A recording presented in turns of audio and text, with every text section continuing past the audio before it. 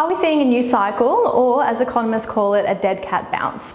We've seen a few property commentators speculate that recent price rises are a dead cat bounce. Now this sounds really awful, but what does this actually mean? In investment speak, this phrase refers to a temporary increase or recovery in prices after a substantial fall. So is this what we're seeing in the Brisbane market, or was last month's uptick the beginning of a new growth cycle?